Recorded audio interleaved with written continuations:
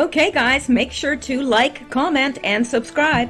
Now, fasten your seatbelts. Here we go. Alright guys, I'm back for video number 2, and we are going to get right into it. It is, I had cat hair in my mouth. It is Thursday, April the 30th, and it is 11:09 p.m. Eastern Time, so let's get to it. Alright, now, what I'm going to be talking to you about, and hopefully I can keep this fairly short, I'm going to be talking to you about psychological warfare, and because that is exactly what is happening to us. And, you know, I kind of had an epiphany today, because I've been saying this and joking about this to several people, that I said, I feel like my brain is broken because I'm always in so much thought. I'm combing through this stuff constantly. I'm seeing so many contradictions, and one person says this is true, somebody else says this is true. And what it does, it puts us into cognitive dissonance.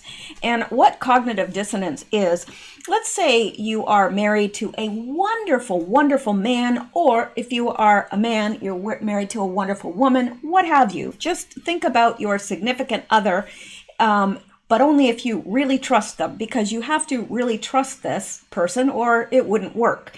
But let's say he has been a delightful husband, never forgets your birthday or your anniversary, is quick to help out with kids or chores or housework or whatever you need help with, is a wonderful provider, good father to your children. And all of a sudden, one day, you get a knock at your door. Knock, knock, knock. And you're thinking, well, I'm not expecting anybody. So you go to the door and there's a police officer there. And he says, yes, I'd like to speak to, and he names your husband. And you say, well, what is this about? Well, I can't tell you, but I need to speak with your husband. So your husband comes out from wherever he is in the house, and he is promptly arrested. And you say, what's going on here? What's happening? And the police say, well, he's been accused of, there's been all these young boys that have come forward, and they say that this man has molested them. And this has been going on for years. Well, what happens immediately? Well, you are thrown into what is called cognitive dissonance, because the idea that you have in your mind that this man is a good man, a good father, a good provider, a wonderful husband, and that he's a moral man, has suddenly been thrown into confusion, because you're now presented with facts that challenge that view of him. So immediately your mind, because it's exhausting, and we can't hold two things to be, you know, he can't be both a great husband and a good father and a pedophile. It's not possible. It's not possible. He's not a good moral man if he's also a pedophile, right? So one of these has to be tossed out. And it throws your mind into cognitive dissonance, because you're juggling these two things back and forth, back and forth, back and forth. It's exhausting. It's absolutely exhausting. So all of a sudden you're thinking, no. First of all, you're not going to give up this idea over here that he's a good moral man easily. So you start thinking, no. There's got to be a mistake. No, it might not have been my husband. They might have misidentified him. There's got to be a mistake. This isn't true. Okay. Or you think, okay, we're going to get a lawyer, because this is ridiculous. None of this happened. And you know, this can't be true. But as time goes on and you attain more and more and more evidence, you come to the conclusion slowly that you have been deceived all along, that your husband wasn't a moral man, that he was out abusing children for years. Perhaps when you go home and you check his computer, you find it full of child pornography. Well, that causes you to give up this idea over here that he's a good moral man, and cling to this, that, my gosh, I've been fooled all along. But in the meantime, while you're in that flux, it's exhausting mentally. Your psyche is you're using so much psychic energy, not psychic as in the way the world views psychic, but your mind is using so much energy up. Well, that's how I have been feeling. I've been feeling like I'm in flux, and I know what that means because many of you know, and I have written a book about it, that, you know, if you are in that area of trying to, you have one idea over here, and then suddenly you're presented with a different idea over here. I actually was involved in a cult. I've written a book about my experiences, and that's what I experienced, except that for me, it lasted years while I was, you know, going through this. Yeah, but if this, oh, but no, it could be this. And I was exhausted, absolutely exhausted. So I've been feeling lately, and I kept saying to people, I feel like my brain is broken. And they're like, what? And I said, I don't know how else to describe it. I mean, I've got 2 BA degrees and a master's degree. I've spent a lot of time in school, and plus I have a couple of associate degrees as well. I love school. I love learning. I am one of these people that's continually learning, just because I'm not in school presently. I mean, I've been toying with getting my PhD, but then I keep coming back around to, no, I don't think so. I think I've had enough. But I will never stop learning. So I'm used to always tossing new ideas around because I'm constantly reading, constantly trying to learn. And so I just been feeling like I just can't, like my books that I read and look, I can't seem to get them. And I'm like, what is going on with me? So today I just kept thinking like, why do I feel this way? I feel like somebody has reached in and sucked out all my intelligence.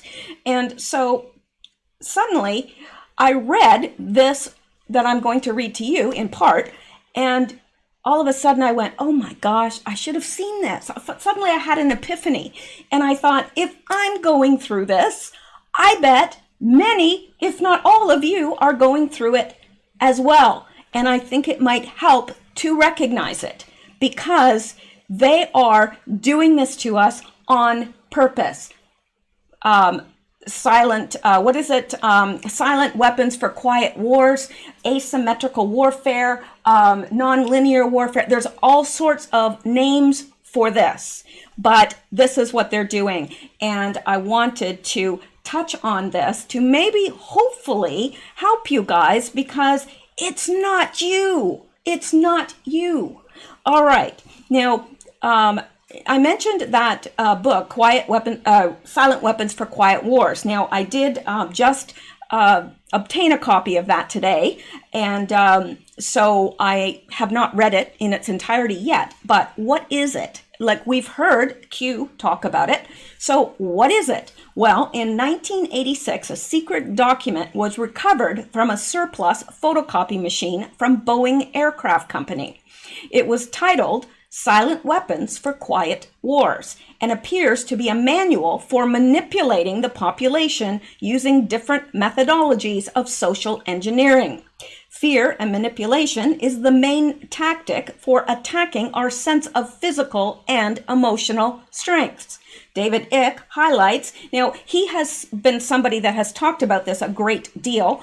Now, I am not a follower of David Icke. I know about him. I just never got into the whole alien thing and whatever, but he highlights details of this secret manual to explain how we are being manipulated by manufactured causes and events which are produced in such a way that they almost appear to be random. It is all about diverting the attention of the public so we cannot see what is really going on at the center of the greater agenda. Now, we're not going to be discussing David Icke today at all, but I'm going to be talking about this a bit because this is what is happening to us. And if you start reading about psychological warfare, all of a sudden you recognize it. And for me, my first degree was psychology. And so it just, when I started reading through this, all of a sudden, it was an epiphany. It was like a light went on and I went, okay, my brain's not broken. And it helped me a great deal. So not that you can ever break your brain, but well, maybe Joe Biden might disagree. But anyway, let's take a look at this. Hang on here. I might have to do it this way.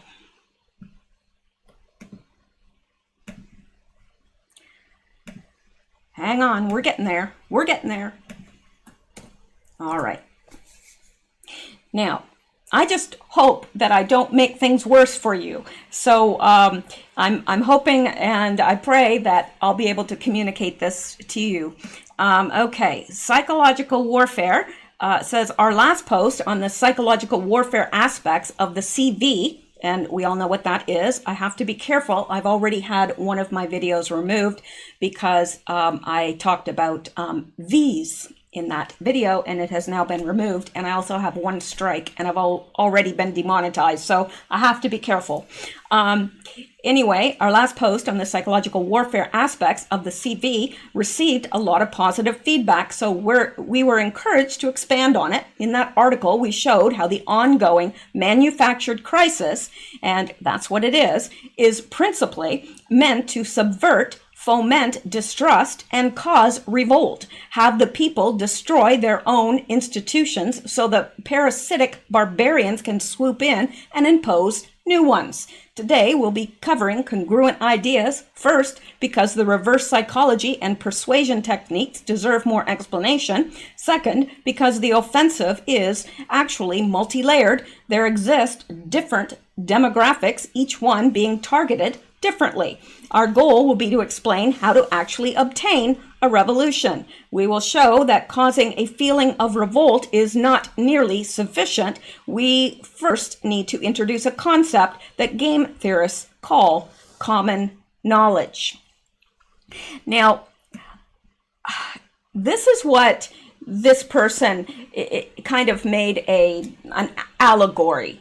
But I think the allegory is bad, and I don't think a lot of you would get it, because I had to really think about it, of course, because my brain's broken. But I don't really think that he goes through, and I'm going to skip over the actual analogy because it's not a good analogy. And I'm going to skip past that and tell you the conclusion. It says, okay. It says again, this is a thought experiment. It's not realistic, and it's not a good allegory. We are assuming an ideal scenario where everyone is logical. Okay, let's skip on to the next part. I don't want to cause any confusion in people. Okay, here is what happens. On the 100th day following the announcement, okay, this is actually where they go through that. Okay, let's get to the common knowledge part. This is the part that's important. And it says, at the end of it, it says, this inductive, okay, the upheaval, and basically from this whole thing, the upheaval happened because of common knowledge. And he's going to explain that. And I think the explanation is far better than the analogy. This thought experiment, however unrealistic, because it assumes that everyone acts perfectly logical, and he's talking about what just went before, is still popular one in game theory to illustrate that in some situations, now this is important, it's not what people know that is important, but what people know that other people know. Or more precisely, what everyone knows that everyone knows. It's going to become clearer. What counts is not the fact, okay, and then it describes that. This concept is at the heart of the precepts of propaganda, and it is, and embodies the role of the mainstream media and fake polls, not to convince us of anything. They're not trying to convince us of anything, but to convince us that others are convinced of something. That's what their job is. They're not trying to convince us. They're trying to convince us that others are convinced. So if they say the certain drug that President correctly said was very, very, had positive effects and was actually, curing the CV. Well, when they tell us that now, Dr. Fossey and the media, when they're telling us that no, this isn't good, we have to use this one drug that is only made by one manufacturer in the United States and costs $1,000 a pill, whereas there are 7 different manufacturers of the other drug and it's about 60 cents for a dose. So when they tell us that, oh, no, this drug over here, the cheap one that's readily available and that many people in the US are already on if they have lupus, that's bad. No, even though there's all these people overseas and everything and all these doctors, even in the States, saying that they've had wonderful results, we don't trust that. So then the media gets involved, of course, because they are the propaganda arm, and they start telling us, oh yeah, this isn't good. And so they're not at that point trying to convince us that that certain drug is bad or it's non-effective. They're not trying to convince us of that. They're trying to convince us that other people think that other people, that scientists and doctors and these people are against it. That's what they're trying to convince us of, because then we say, well, who am I? I'm not a doctor. I'm not a scientist. I'm not an epidemiologist or a virologist. So I guess they would know, right? So they're trying to convince us that other people are convinced.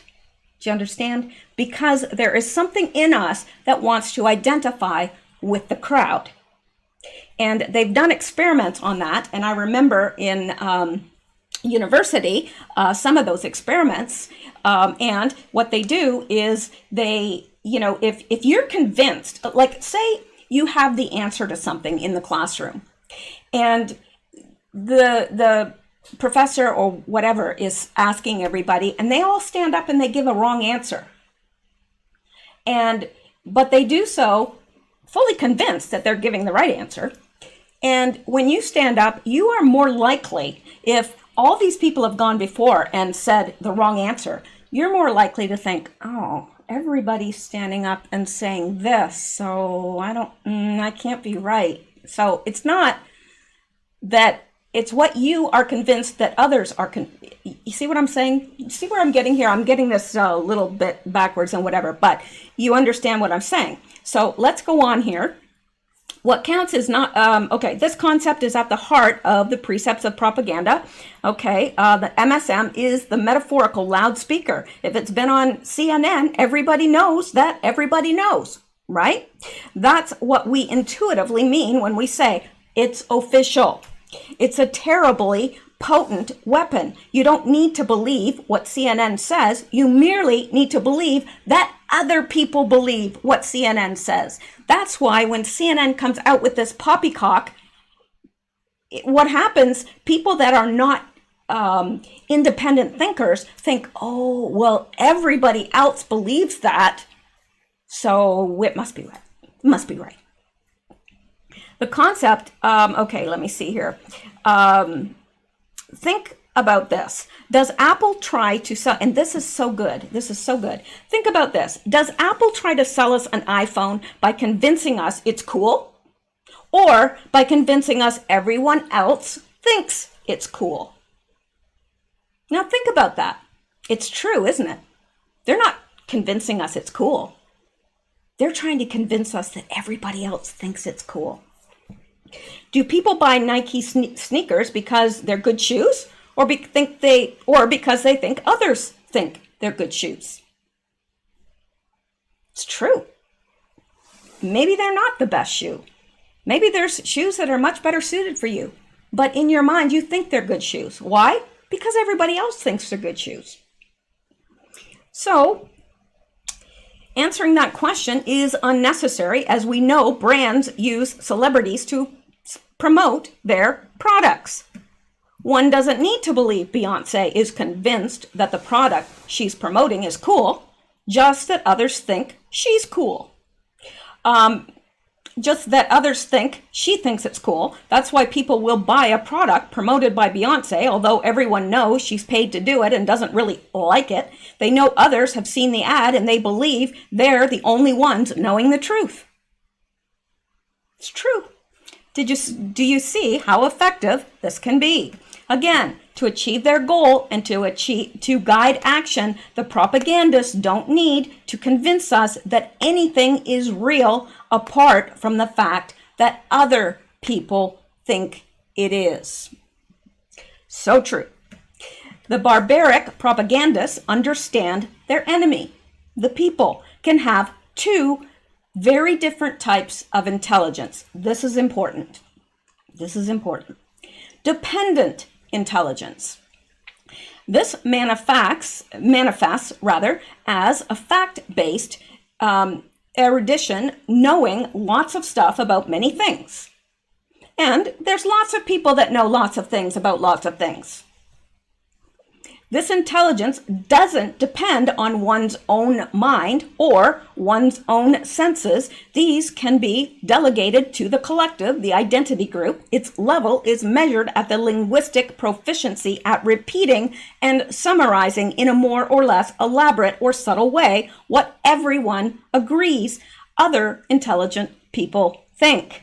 People educated beyond their intelligence usually fall into this category. And I've met a few people that are educated beyond their intelligence, clearly.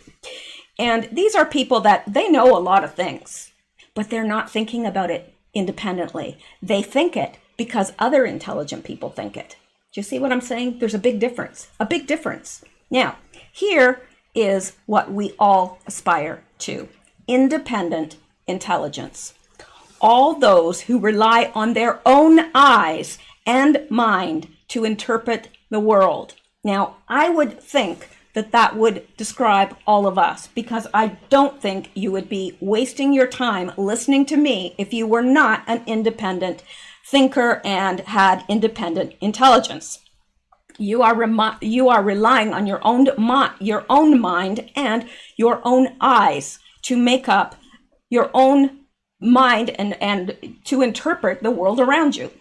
You're using your intuition, you're using what you've known, your frame of reference, everything to interpret the world, but you're doing so through your own mind, not because you think, oh, well, I need to believe this because that's what other intelligent people think.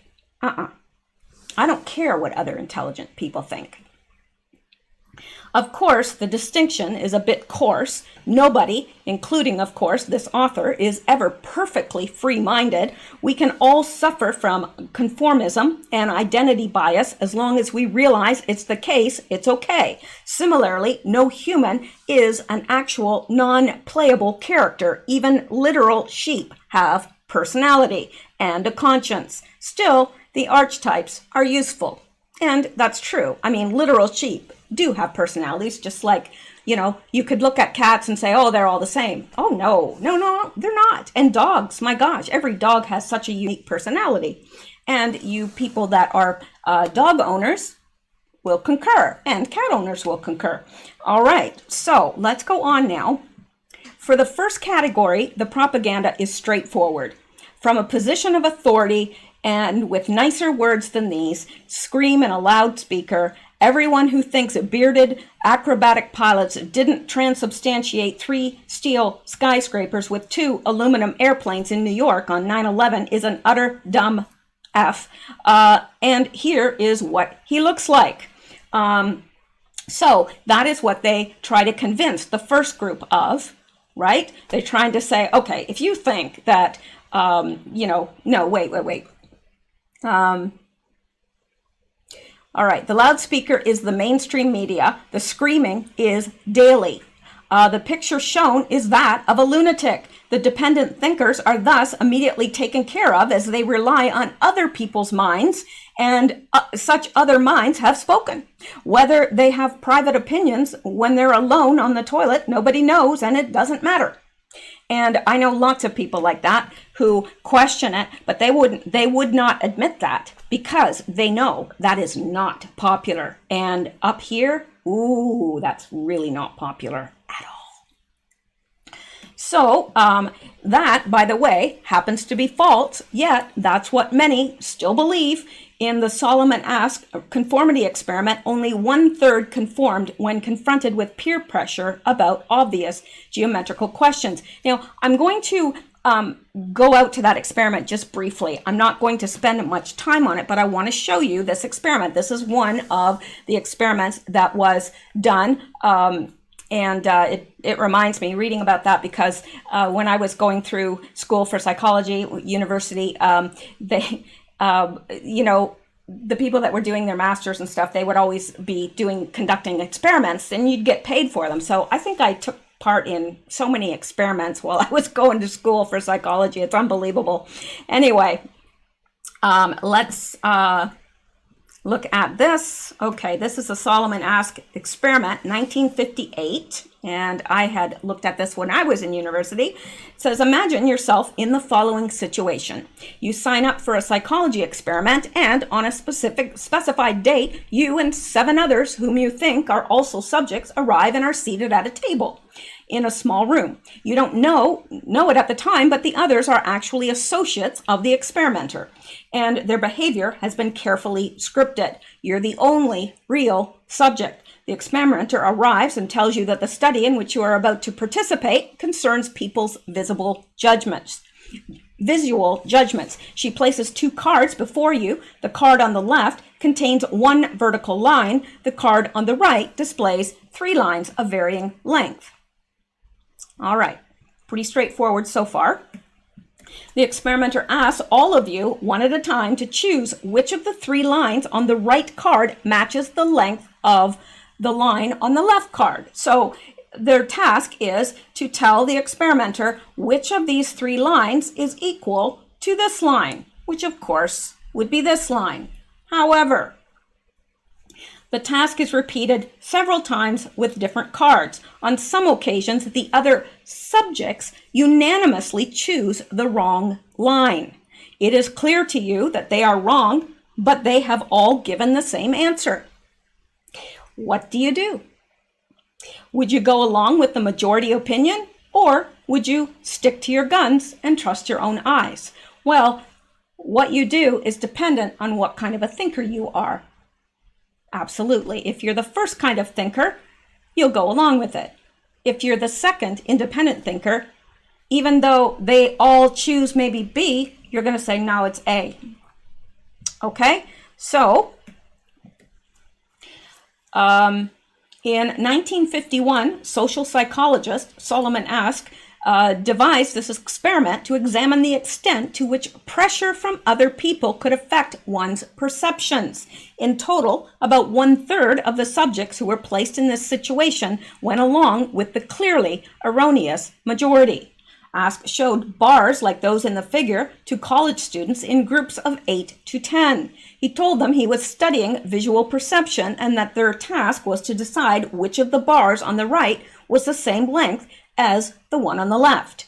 As you can see, the task is simple and the correct answer is obvious. Ask asked the students to give their answer aloud. He repeated the procedure with 18 sets of bars. Only 1 student in each group was a real subject. All the others were Confederates who had been instructed to give 2 correct answers and then to some incorrect answers on the remaining staged trials. Ask arranged for the real subjects to be the next to last person in each group to announce his answer so that he would hear most of the Confederates' incorrect responses before giving his own. Would he go along with the crowd? And that was what the psychologist wanted to know. In the above image, Solomon Ask is pictured far right. This is him. And the real subject, 3rd from the right. And this is the real subject here. So, to Ask's surprise, 37 of the 50 subjects conformed themselves to the obviously erroneous answers given by other group members at least once. and 14 of them conformed on more than 6 of the staged trials. When faced with a unanimous wrong answer by the other group members, the mean subject conformed on 4 of the staged trials. And the mean subject isn't talking about a subject that's mean. It's meaning the average. The average subject conformed on 4 of the staged trials. Ask was disturbed by these results. The tendency to conform in our society is so strong that reasonably intelligent and well-meaning young people are willing to call white black. This is a matter of concern. It raises questions about our ways of education and about the values that guide our conduct. All right, so that is it for that. I did want to explain that to you guys, to show to you that it is human nature.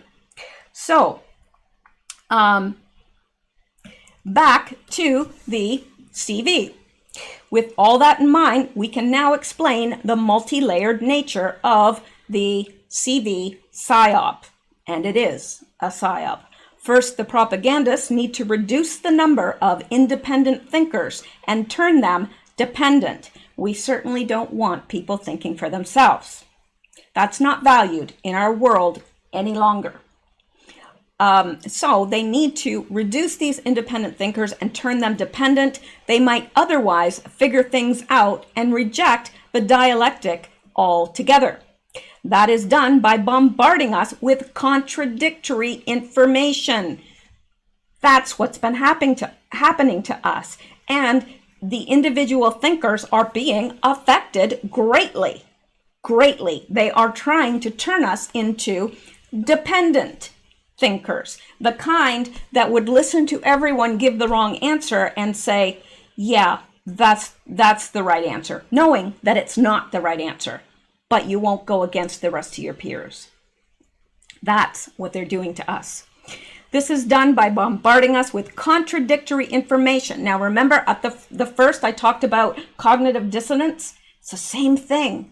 That woman that went to the door was confronted with 2 different things, and it threw her into a flux of, what do I believe? That's what's happening to us.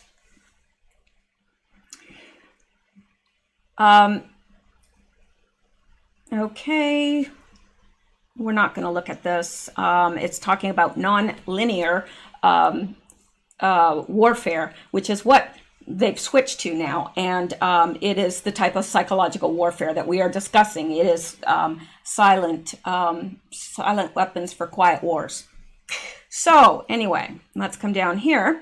They want us knowing what to believe. They don't want us knowing what to believe anymore, and they want us to give up on relying on our own mind. Even though it's served us well all these years, hasn't it? But it is not valued anymore. Independent thinkers are not valued anymore. And I remember when I was doing my psychology degree, realizing that everything is geared towards dependent thinkers. Everything. The person that thinks outside of the box is not valued any longer. All right, and they wonder why there's so much, what do they call that? ADHD in our schools. A lot of these kids are independent thinkers. They're very creative, and they don't deal well with the classroom because it's not set up for kids like them. I was one of those kids, so I know. Anyway, there's another reason why they multiply the preposterous, absurd claims. To cite just a few examples, the CV can spread through farts. Yeah, we looked at that, remember? People may turn black. I've heard that one as well. Your toes may turn black, or people turning black. Estrogen and sex hormones can protect men. Uncontacted tribes, Indians, are contracting the virus. Remember the story about the Amazon person that I didn't believe for 1 second contracted that virus? I thought, no, that is a planted story if ever I've seen one. But we are also being bombarded with outright contradictions. And this is causing us, what they're trying to do is to turn us from independent thinkers to dependent thinkers, and this is how they're doing it. They are bombarding us with outright contradictions. Like, there's no treatment. Oh, but there is. No, wait, there isn't. The virus doesn't affect children, except those it affects, even when they're unaffected. Pets can get the virus. No, they can't, unless they can. Masks are useless, unless they are, except when they're not. The virus is deadly. No, it isn't. Well, except when it is. Gloves don't help, except when they help, with the exception of when they don't. A vaccine won't be useful unless it is. A vaccine won't be useful unless it is. Still, you'll have to take it, but it won't protect you. A vaccine, you may have symptoms and not be sick, or be sick and have no symptoms. Everything can be true except when it isn't, etc. You get the picture.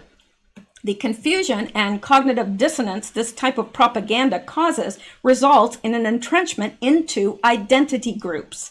I don't know what to think anymore, so I'll delegate my mind to insert the name of an identity anchor. So you could say, well, I don't know what to think anymore, so I'm just going to go along with whatever the Republicans think. Or I don't know what to think anymore, so I guess, what the Democrats are saying sounds good. That's what it's doing. Propagandists are sabotaging our ability to use our minds in order to make us delegate it to a third party. That's what they want. That's how you reduce the quantity of independent thinkers. That's how people of opposing identity groups can interpret the same piece of news in so vastly different ways.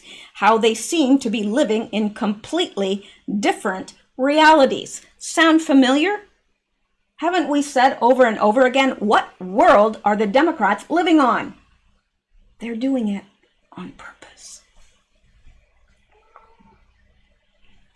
The mechanism of identity anchoring can be seen every time a new U.S. president comes into power. Michael Moore was to Obama as Alex Jones is to Trump. Both, well, I wouldn't say that is necessarily true with Alex Jones to Trump, but hey, both are playing the exact same role on opposite sides of the same fake dialectic. That's how anti-war activists get to love a warmonger, or how evangelical Christians get to admire a New York socialite, beauty pageant organizer, and casino owner. Social identity theory, catalyzed by confusion and cognitive dissonance. Second, propagandists understand what Blaise Pascal meant when he said, people are generally better persuaded by the reasons which they have themselves discovered than by those which have come into the minds of others.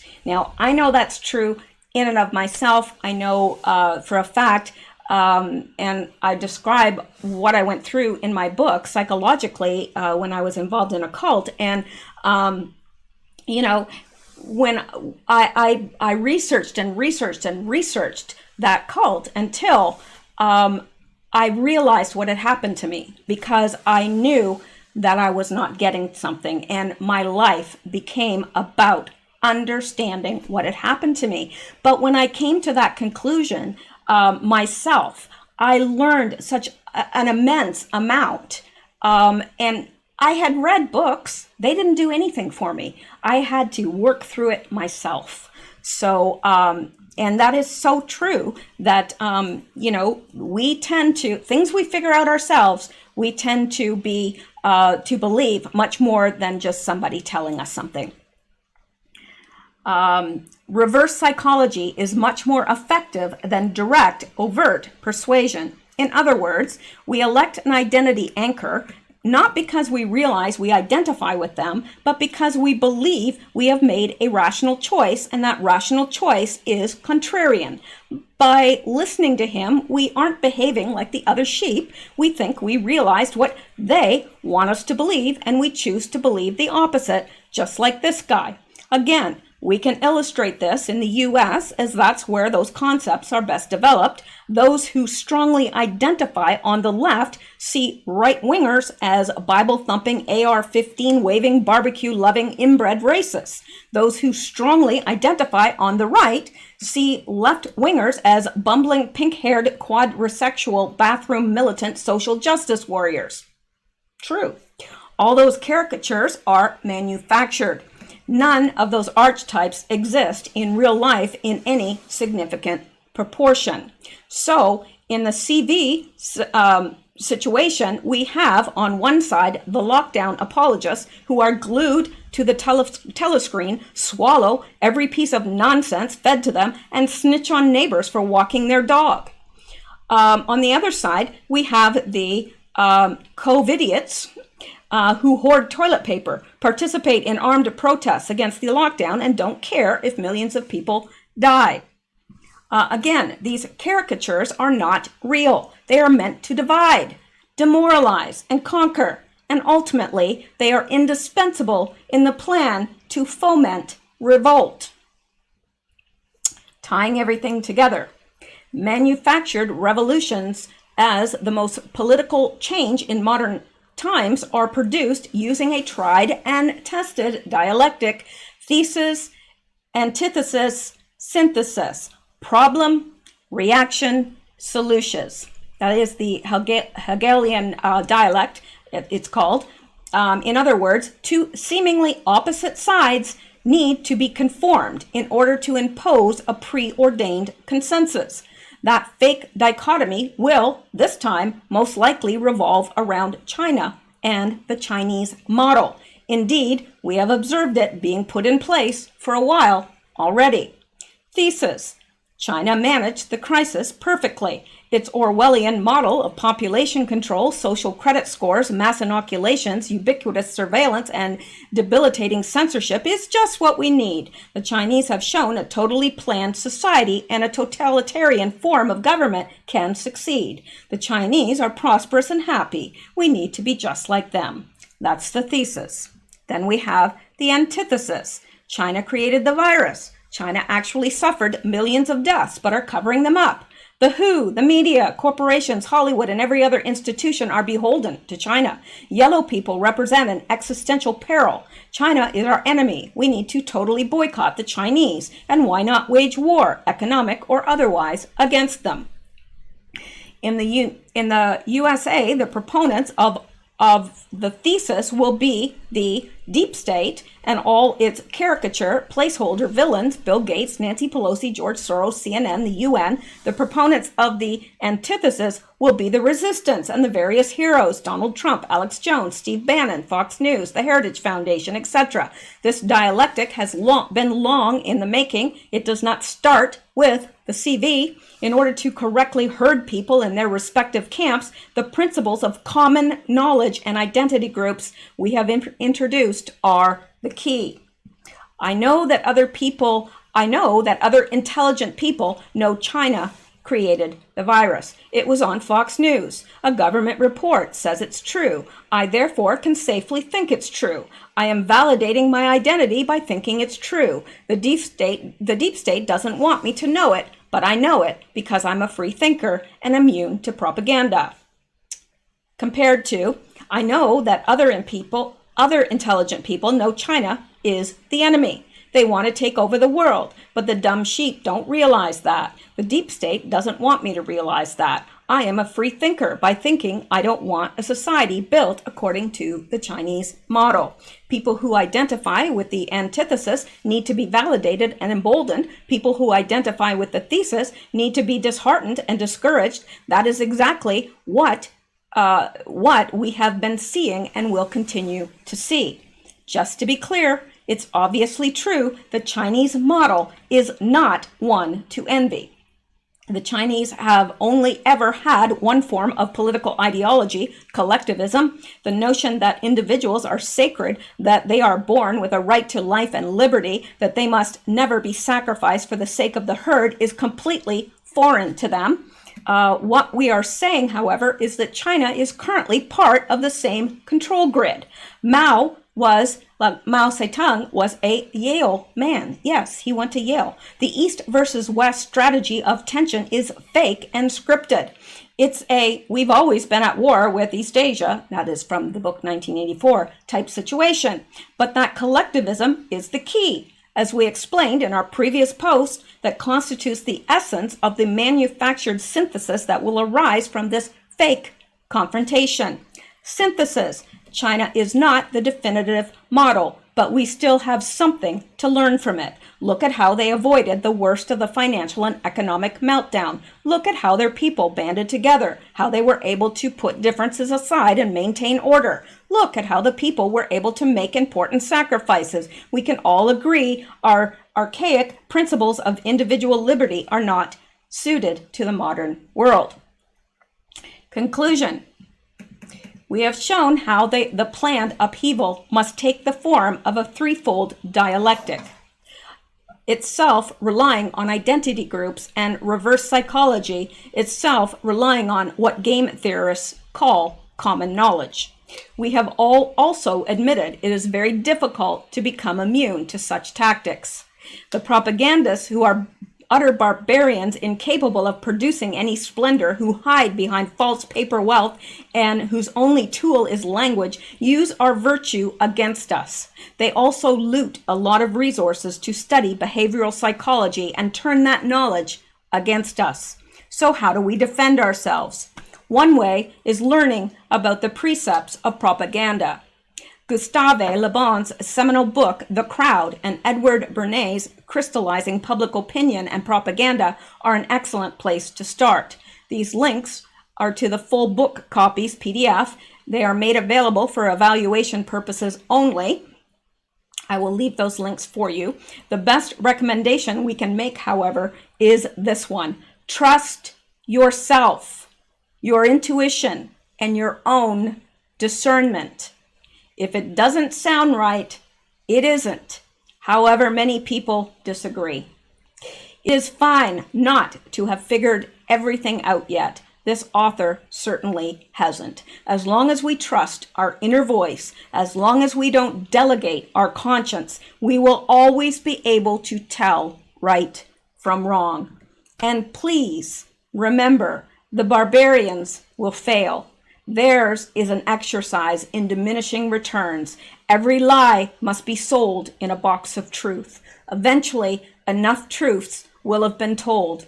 They believe in central planning, which nature abhors. Their plan will backfire, as even the faintest speck of light is able to illuminate their whole world of darkness. I thought this was invaluable, and I thought that you guys could benefit from it as I did. Hopefully you will. And that is it for tonight. So remember, trust yourself, trust your intuition, and trust your own discernment. Even if 100 people say black is white, you need to be able to stand up and say white is white. Not talking about race or anything like that. I could have used any example. Somebody tell you up is down. You need to know what is true in yourself and be able to stand up no matter how many people are against that. And I recognized this afternoon, because I hadn't been spending as much, as a believer, I hadn't been spending as much time reading the word and studying. And I thought, why? And I thought they are doing the same thing with Christianity. All these contradictory things always bombarding us that makes us just give up and say, oh, I don't know what's true anymore. Yes, you do. You do. So that is it for this evening. Thank you guys so much. I appreciate you all more than I could ever possibly convey to you. And I pray that you all have a wonderful night, that you sleep well and stay safe. And please, please keep seeking the truth. It's only the truth that will ever set you free. Good night, guys.